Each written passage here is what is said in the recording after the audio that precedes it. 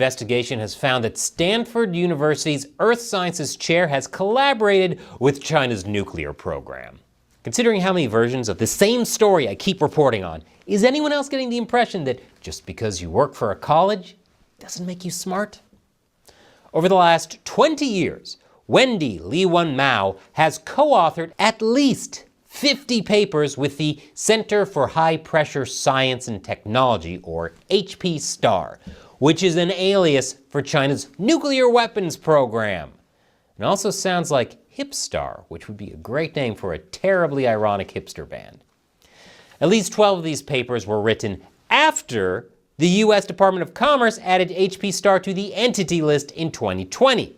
And the research for these papers was funded by such notable entities as the US Department of Energy, Department of War, National Institutes of Health, and National Science Foundation, among others. How many times do I have to report that taxpayer money is funding CCP research before the government gets a hint and starts looking into it? But that's not all. Between at least 2016 and 2019, Mao also maintained a visiting scholar position at HPSTAR's lab in Shanghai. She even currently has an HPSTAR email address. Of course, neither of these bits of information show up on her Stanford career page.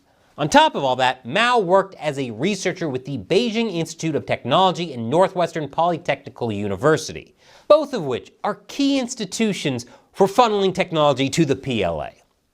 Now, to be fair, her public research doesn't directly involve the testing, design, or development of nuclear weapons, but at least some of it is directly applicable to modern nuclear arms.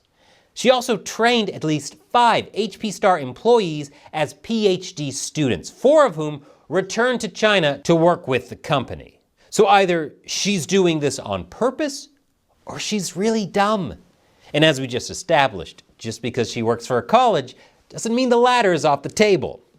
One China expert explained Dr. Mao effectively provides HPSTAR-linked scientists access to US national lab resources, training, equipment, and funded research. That kind of access is exactly what China's research system tries to cultivate abroad. So clearly, this is a grave danger to American national security and a stain on Stanford's reputation. The good news is that all of this was revealed by the Stanford Review, so at least the university's journalism students are trying to keep it accountable, which is more than many US universities can say.